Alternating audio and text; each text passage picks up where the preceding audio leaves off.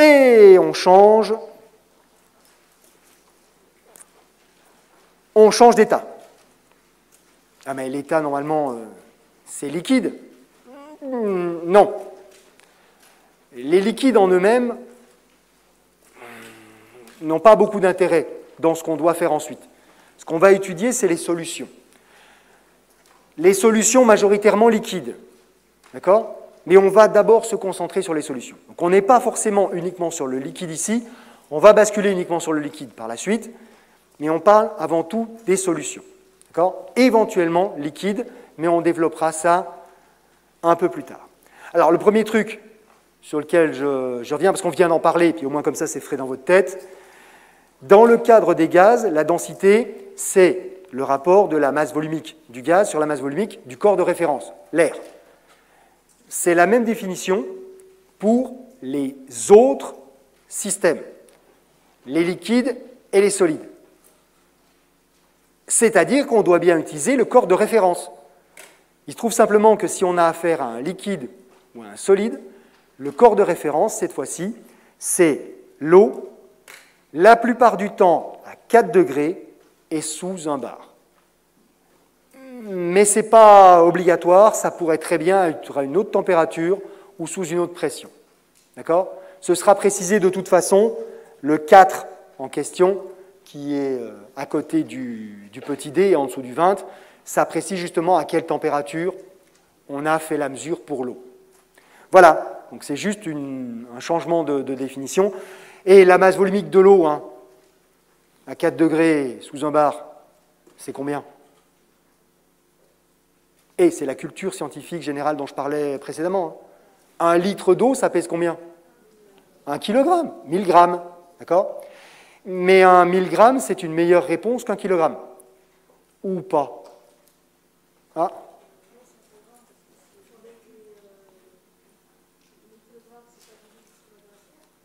Eh bien, en fait, le problème, c'est plutôt le litre que les grammes. Parce que des litres, ce n'est pas dans les unités légales de volume. Donc, c'est des mètres cubes. Et 1 mètre cube d'eau, ça pèse combien ? Oula. Ça pèse 1000 kg, 1 tonne. Ben, il y a 1000 litres dans 1 mètre cube. Hein, donc, si 1 litre pèse 1 kg, on aura 1000 kg. Donc, la masse volumique de l'eau, c'est 1000 kg. Le kilogramme, c'est l'unité normalisée de masse par mètre cube, qui est l'unité normalisée des volumes et des distances pour le mètre. C'est bon ? Ceci étant dit, hein, ce 1000 kg par mètre cube, il n'est pas forcément pratique à utiliser dans la vie courante. Si on a rarement 1 mètre cube devant soi d'eau ou de n'importe quelle autre matière, d'accord, c'est pas pratique. Donc c'est vrai que souvent, très fréquemment, on se ramène plutôt au litre ou au gramme, à des dimensions qui sont des grammes ou des centimètres cubes, des choses comme ça. Donc souvent, quand on va le voir écrit, on l'aura plutôt en par litre ou par centimètre cube, parce que c'est plus facile à manier au quotidien. D'accord ? C'est bon pour tout le monde ? Ok. Tiens.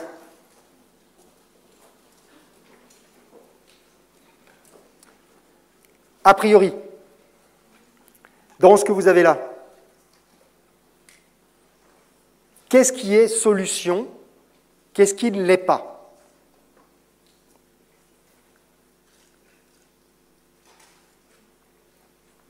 Donc on a de l'eau potable, du plasma sanguin, du pastis. Vous allez finir par croire que j'aime vraiment ça, mais en plus je déteste ça, le pastis. J'aime vraiment pas ça. Donc, mais c'est pratique comme truc, parce que tout le monde voit à peu près de quoi il s'agit. Donc voilà, ça simplifie les choses.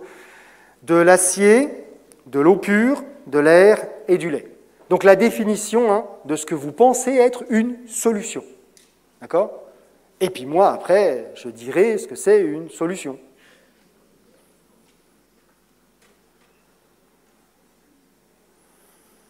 Qu'est-ce qui rentre dans cette catégorie-là?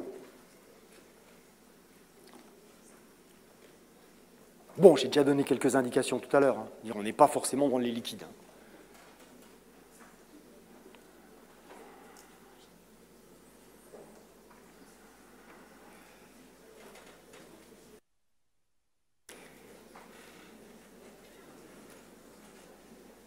Et je ne vois pas d'inconvénient particulier à ce que vous en parliez à votre voisin, à votre voisine, d'accord? Pour vous mettre d'accord, pour dire pourquoi tu penses que moi, si l'acier en fait partie, ou non, l'acier, c'est n'importe quoi, tu me racontes des salades, d'accord? J'y vois pas particulièrement d'inconvénient, simplement vous ne dépassez pas un volume sonore qui est raisonnable. Et puis, dès qu'on a terminé, on retourne au calme. C'est important de pouvoir exprimer son opinion. Simplement, vous ne tapez pas sur le voisin, d'accord, s'il n'est pas d'accord avec vous. Bon, ça fera un candidat de moins, on est d'accord, mais si vous étiez assis à côté, c'est qu'a priori, vous ne détestez pas complètement, quoi.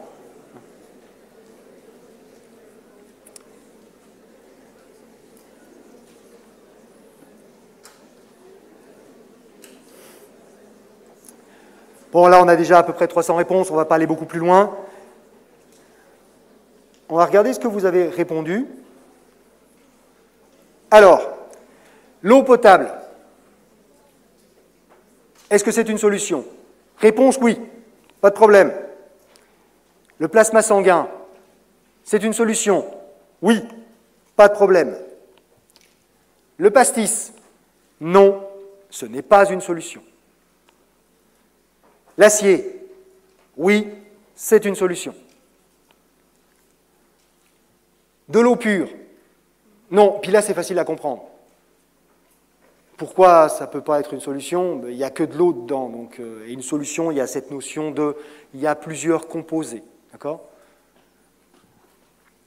L'air, oui, c'est une solution. Le lait, non, ce n'est pas une solution.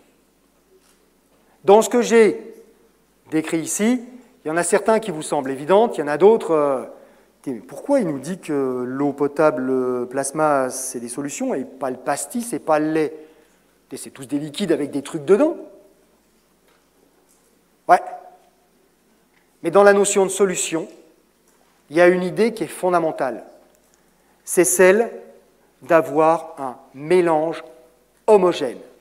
Une solution, c'est un mélange homogène. Des choses qui composent la solution sont totalement miscibles, mélangées, indistinguables. On fait un zoom, quand on arrive à distinguer un atome d'un autre, c'est qu'on est au niveau atomique. D'accord? On ne voit pas de frontière à aucun moment entre les deux. Et vous vous rappelez peut-être, quand j'en ai parlé, justement quand je décrivais ça, le pastis, c'est des petites gouttes, d'accord? Le pastis ou le lait, des petites gouttes d'un liquide dans un autre. D'accord? Donc, si c'est des petites gouttes, ça ne peut pas être un mélange. Par contre, de l'acier, c'est quoi de l'acier? C'est du fer avec du carbone dissous à l'intérieur. Dissous, d'accord? Mais on ne peut pas avoir des petits bouts de carbone à l'intérieur. Non, non, il y a des atomes de carbone avec des tas d'atomes de fer autour. C'est le cristal que je vous ai montré, d'accord? Quand je parlais du cristal de fer, et bien dans les trous qu'il y a entre les atomes de fer, il y a des atomes de carbone qui se sont glissés, mais pas des blocs de carbone, d'accord?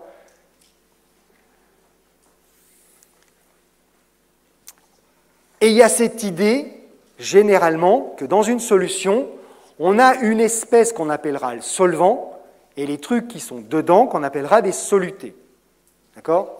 Celui qu'on appelle le solvant, en général, c'est celui qui est très largement majoritaire. Donc dans l'acier, par exemple, ce serait le fer, parce qu'il y a beaucoup plus de fer que de carbone à l'intérieur. Il y en a très très peu, en fin de compte. Et donc, fatalement, hein, ça peut être logique, l'autre sera minoritaire. Alors, évidemment, si on dit qu'il y en a un qui est largement majoritaire, on va trouver des tas de situations où il n'y en a pas qui est majoritaire. On prend l'air, par exemple. Bon, on a bien des trucs qui sont intimement mélangés, d'accord? Mais c'est quoi le composé largement majoritaire? Est-ce que c'est l'azote? Il n'y en a que moins de 3 fois plus que l'autre, d'accord? 3 fois plus, est-ce que c'est très très large? Ouais, au niveau des élections, on est d'accord, hein, dire à 51%, on est largement majoritaire quand on a gagné. Mais là, on ne parle pas d'élection, c'est-à-dire ce n'est pas de savoir si on va remplir une chambre électorale ou n'importe quoi d'autre. Largement majoritaire, c'est au moins 90-95%. D'accord? Si ce n'est pas plus encore, au moins 99%. Donc là, dans le cas de l'air, par exemple, dire que l'azote, le diazote est largement majoritaire. Non, il est majoritaire, mais pas largement majoritaire. Et d'une manière générale, dans le cas des solutions gazeuses, la plupart du temps, on ne dira pas que ce sont des solutions, on dira plutôt que ce sont des mélanges homogènes, gazeux parce que les gaz se mélangent toujours de manière homogène. D'accord? Donc quand il n'y a pas vraiment de très largement majoritaire, on dira plutôt mélange. D'ailleurs, là actuellement, on a des solutions hydroalcooliques, mais qui sont dans les faits plutôt des mélanges hydroalcooliques. Parce qu'à 70% d'alcool, oui, 7 fois plus, c'est déjà pas mal. Mais bon, n'empêche qu'on est un peu à la limite pour dire que c'est une solution hydroalcoolique. D'accord? On est plus sur du mélange. C'est bon? Donc, un qui est très largement majoritaire, ce solvant est généralement, donc si on parle maintenant bien de solution, hein, puisqu'on a écarté les gaz, c'est en général un liquide ou un solide. Ben oui, dans l'acier, c'est bien un solide. D'accord? Et de l'autre côté, du côté du soluté, donc forcément, ben lui, il est largement minoritaire, c'est clair. Si le solvant est liquide, a priori, l'espèce qui sera le soluté, avant d'être mise en solution, peut être indifféremment un gaz, un liquide, un solide, voire même supercritique ou dans d'autres états à la noix qu'on a pu voir, d'accord ? Ça ne pose aucun problème, simplement une fois qu'il est en solution, il ne devient pas liquide, il est en solution, d'accord ? Si on arrivait à le sortir sans changer ses conditions, ce qu'on ne peut pas faire, hein, on n'obtiendra pas un liquide à ce moment-là. Il est en solution. Son état, c'est en solution. Mais avant, il pouvait être dans n'importe quel état, ça ne pose aucun problème. Si le solvant est solide, la plupart du temps, le soluté lui-même l'était solide, ou, parce que ça arrive aussi, il était gazeux. C'est, mine de rien, relativement rare qu'on l'ait eu sous forme, au départ, liquide. Mais ça peut arriver. Simplement, quand on a fabriqué cette solution solide, souvent, on est passé par un état liquide intermédiaire. Comment on fait? Je reprends mon exemple de l'acier. Pour faire de l'acier, on prend du minerai de fer, c'est solide, on le porte à très haute température, également pour le réduire, mais ça c'est autre chose, d'accord? Et il y a du carbone qui va se dissoudre dedans, alors que l'acier, alors que le fer est déjà sous forme liquide. Et puis ensuite, c'est quand ça refroidit que ça devient une solution solide. Parce que mélanger des poudres, par exemple, c'est extrêmement compliqué de les mélanger suffisamment intimement pour qu'effectivement, ils forment une solution.